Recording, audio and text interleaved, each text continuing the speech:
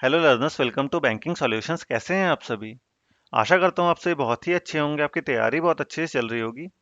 SBI PO pre 2023 के सभी शिफ्टों का एग्जाम ओवर हो गया है। एग्जाम खत्म होने के बाद आप सभी के मन में एक ही सवाल उठ रहा होगा कि इस बार का कट ऑफ क्या हो सकता है। मेरे इस शिफ्ट में इतने अटेम्प्ट हैं, क्या ये मेरे अच्छे अटेम्प्ट हैं? मेरे इतने अटेम्प्ट में एग्जाम क्वालिफाई होगा या नहीं होगा? क्या मैं इसकी तैयारी शुरू करूँ या नहीं करूँ? तो वही सब इस वीडियो में हम डिस्कस करेंगे कि सभी शिफ्टों का एनालिसिस देखेंगे कि कौन सा शिफ्ट कितना टफ था, मॉडरेट था, इजी था, और सभी में गुड अटेम्प्ट्स कितने होंगे वो हम देखेंगे। सबसे पहले हम बात करते हैं पहले दिन के एग्जाम की, 1 नवंबर की। तो जो इंग्लिश का लेवल था वो सभी शिफ्ट में बराबर था, ठीक है। सबके 22 से 22 ऐसे ही अटेम्प्ट हो रहे थे सबके, ठीक है। एवरेज अटेम्प्ट की बात कर रहा हूँ मैं। उसके बाद क्वांट की बात करें तो क्वांट में जो फर्स्ट शिफ्ट का अटेम्प्ट था लोग का एवरेज अटेम्प्ट वो 20 से 22, सेकंड शिफ्ट का 21 से 23, थर्ड शिफ्ट में जो अटेम्प्ट थे वो थोड़े गिरे थे, ठीक है। थर्ड शिफ्ट की क्वांट थोड़ी मॉडरेट आई थी, तो थर्ड शिफ्ट का जो अटेम्प्ट था वो थोड़ा कम हुआ था। फोर्थ शिफ्ट में भी जो क्वांट था वो 20 से 22 लोग के अटेम्प्ट हो रहे थे, एवरेज अटेम्प्ट। रीजनिंग की बात करें तो रीजनिंग में 24 से 26 फर्स्ट शिफ्ट में, सेकंड शिफ्ट में 23 से 25, थर्ड शिफ्ट में 21 से 23, और फोर्थ शिफ्ट में 23 से 25। तो थर्ड शिफ्ट में रीजनिंग के भी अटेम्प्ट लोग के गिरे थे। अगर डिफिकल्टी लेवल की बात करें तो सबसे ज़्यादा टफ जो था सारे शिफ्टों के कंपैरिजन में 1 नवंबर का, वो थर्ड शिफ्ट सबसे ज़्यादा टफ था। उसके बाद फोर्थ, फिर सेकंड, और फर्स्ट शिफ्ट जो बाकी शिफ्टों के कंपैरिजन में इजी आया था, ठीक है। अगर ओवरऑल अटेम्प्ट की बात करें तो फर्स्ट शिफ्ट में एवरेज अटेम्प्ट जो हो रहे थे वो 63 से 65 हो रहे थे लोग के। सेकंड को सेकंड शिफ्ट को 63 से 65, थर्ड शिफ्ट में अटेम्प्ट कम हुए थे 59 से 61, और फोर्थ शिफ्ट में 62 से 64 थे। तो एसबीआई का जो लेवल हर साल रहता है उसी लेवल में था 1 नवंबर के एग्जाम का, ठीक है। 1 नवंबर को एग्जाम का लेवल था वो जैसे हर साल पूछता है एसबीआई उसी लेवल में पूछा था। लेकिन जैसे ही सेकेंड डे ऑफ एग्जाम शुरू हुआ, मतलब कब? 4 नवंबर को। तो 4 नवंबर को लोग के अटेम्प्ट गिरने शुरू हो गए। फर्स्ट शिफ्ट तो जैसा बाकी शिफ्ट पूछा था वैसे ही पूछा गया था।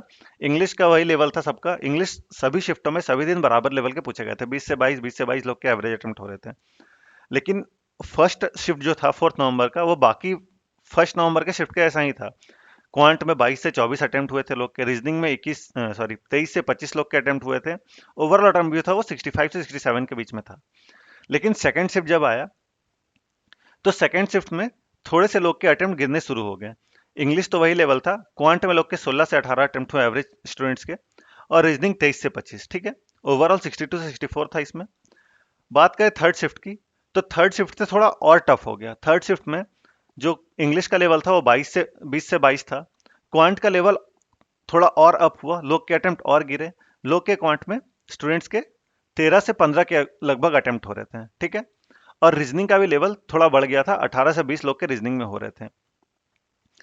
और जैसे ही फोर्थ शिफ्ट आया तो फोर्थ शिफ्ट में इंग्लिश का लेवल तो वही था, 20 से 22। क्वांट का लेवल कम हुआ, 13 से 15 हुआ। और रीजनिंग और टफ आ गया था। रीजनिंग में लोग के 15 15 भी अटेम्प्ट हुए हैं, 10 10 भी अटेम्प्ट हुए हैं लोग के रीजनिंग में। तो फोर्थ शिफ्ट का जो रीजनिंग था वो बहुत ही टफ आया था। इसमें 17 से 19 ना बोलकर हम इसे 15 से 17 बोल सकते हैं। इस बीच में लोग के अटेम्प्ट हो रहे थे, 10 10 भी अटेम्प्ट हुए हैं लोग के, 10 12 ऐसे भी अटेम्प्ट हुए हैं लोग के फोर्थ शिफ्ट के रीजनिंग में। फोर्थ शिफ्ट का रीजनिंग बहुत ही टफ था पूछा। इसका जो हर एक पजल था वो फंसाने वाला था, लोग हर एक पजल में फंस रहे थे इसमें।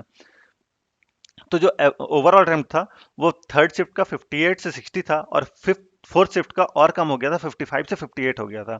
लोग के 52 भी अटेम्प्ट हुए। तो अगर आप 52 55 ऐसे लोग के अटेम्प्ट हुए इसमें, ठीक है। अगर डिफिकल्टी लेवल की बात करें तो सबसे ज़्यादा डिफिकल्ट जो था वो फोर्थ शिफ्ट का था, फिर थर्ड, फिर सेकंड, और फिर फर्स्ट शिफ्ट का पूछा गया था, ठीक है। तो ये डिफिकल्टी लेवल था। अब बात करते हैं हम 6 नवंबर की। तो 6 नवंबर को बाकी थर्ड और फोर्थ शिफ्ट का मुझे आइडिया नहीं एग्जाम हुआ था या नहीं। इसमें लोग के कुछ लोग बोल रहे हैं कि हुआ था, कुछ लोग बोल रहे हैं नहीं हुआ था। तो आप कमेंट सेक्शन में जरूर बताइए कि आपका अगर थर्ड फोर्थ शिफ्ट में एग्जाम था तो आप जरूर बताइए कि हाँ एग्जाम था, इतने अटेम्प्ट हुए हैं। इसके मुझे एनालिसिस भी कहीं नहीं मिली है। अब बात करते हैं हम 6 नवंबर के फर्स्ट और सेकंड शिफ्ट की। तो वो जो 1 नवंबर को था वही चीज सिक्स को भी देखा गया। इंग्लिश का लेवल वही था। क्वांट में लोग के 18 से 20, 19 से 21 यही थे। और रीजनिंग में फिर से अटेम्प्ट बढ़कर 23 से 25 हो गए थे लोग के। तो इसमें जो ओवरऑल अटेम्प्ट था वो 61 से 63, 64 से 66 हुआ था। फर्स्ट जो शिफ्ट था वो सेकंड शिफ्ट के कंपैरिजन में थोड़ा इजी आया था, सॉरी थोड़ा टफ आया था। फर्स्ट शिफ्ट थोड़ा टफ था सेकंड शिफ्ट के कंपैरिजन में। तो ये था पूरा एनालिसिस। एक्सपेक्टेड कट ऑफ अभी मैं नहीं बता सकता हूँ। मैं आप सभी को एक लिंक दूंगा डिस्क्रिप्शन में, गूगल फॉर्म का लिंक रहेगा, वहां से जाकर आप उसे फिल करिएगा और अपना अटेम्प्ट शिफ्ट के हिसाब से सब आपको ऑप्शन मिलेगा। हर एक शिफ्ट का आपका इंडिविजुअल सेक्शन वाइज अटेम्प्ट और ओवरऑल अटेम्प्ट आप जरूर फिल करिएगा, अपने दोस्तों को भी शेयर करिएगा, ताकि एक्सपेक्टेड कट ऑफ अच्छा मतलब रेंज में आपको मैं बता सकूं। तो वो लिंक आप जरूर फिल करिएगा, अपने दोस्तों को जो जो एसबीआई पीओ दिए हैं उन सबको शेयर करिएगा, ताकि ज़्यादा से ज़्यादा डेटा कलेक्ट हो सके। तो ज़्यादा से ज़्यादा डेटा कलेक्ट होगा तो एनालिसिस अच्छा से हो पाएगा कट ऑफ का, ठीक है। तो अब सवाल ये उठता है कि आपको मेंस की प्रिपरेशन शुरू कर देनी चाहिए। तो जी हाँ, आपको मेंस की प्रिपरेशन शुरू कर देनी चाहिए, क्योंकि इस बार का जो डिफिकल्टी लेवल है वो शिफ्ट वाइज बहुत ही वैरी किया है, जिसके अंदर नॉर्मलाइजेशन में अच्छे खासे आपको मार्क्स बढ़ते हुए दिखेंगे। तो अगर आपकी एक्यूरेसी बढ़िया है और आपने 54 अटेम्प्ट भी किया है ना, तो आप मेंस की प्रिपरेशन शुरू कर दिए, क्योंकि इस बार का जो कट ऑफ रेंज रहेगा वो 55 से 60 के बीच में रहेगा। ये बस एक रेंज बता रहा हूँ, बाकी आप जब फॉर्म फिल कर दीजिएगा तो मैं अच्छे से बता पाऊंगा कट ऑफ कितना जा सकता है, ठीक है। तो आप वो फॉर्म जरूर फिल करिएगा, और तब तक आप मेंस की तैयारी शुरू कर दीजिए। अभी रिजल्ट आपको 20 दिन के अंदर रिजल्ट देखने को मिल जाएगा, और उसके 15 दिन के बाद आपको मेंस का एग्जाम भी दिख जाएगा। तो मतलब आपके पास 25 से 30 दिन है मेंस के एग्जाम में, मात्र एक महीना ही है। तो आप मेंस की प्रिपरेशन अभी से शुरू कर दिए, रिजल्ट आने के बाद आपको प्रिपरेशन का टाइम नहीं मिलता है। तो मेंस की प्रिपरेशन आप अभी से शुरू कर दीजिए, ताकि आप मेंस क्वालिफाई कर लें, क्योंकि प्री जो है वो सिर्फ और सिर्फ क्वालिफाइंग होता है। अगर आपका 0.25 से भी निकल गया तो फिर आप मेंस की प्रिपरेशन 15 दिन में कर नहीं पाइएगा। तो अभी से मेंस की प्रिपरेशन शुरू कर दीजिए, ताकि आप मेंस अच्छे से क्लियर कर पाएं और फिर इंटरव्यू में जाकर अपना बेस्ट देकर इस बार जॉब ले पाएं, ठीक है। तो आप मेंस की प्रिपरेशन शुरू कर दीजिए। और अगर आप एसबीआई क्लर्क की तैयारी कर रहे हैं तो आप डेली टारगेट्स फॉलो कर सकते हैं एसबीआई क्लर्क के लिए। मेरे इसी चैनल पे मैं हर रोज डालता हूँ, आप उसे अगर फॉलो करिए, इससे आपको आपके मार्क्स में इंक्रीज देखने को मिलेगा। आशा करता हूँ आपको ये वीडियो इन्फॉर्मेटिव लगा होगा।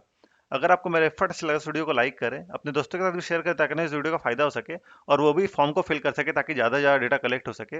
आप मेरे चैनल को सब्सक्राइब करें, ताकि आने वाले वीडियोस नोटिफिकेशन आपको मिलती रहे। जस्ट आप यहाँ क्लिक करके सब्सक्राइब कर सकते हैं।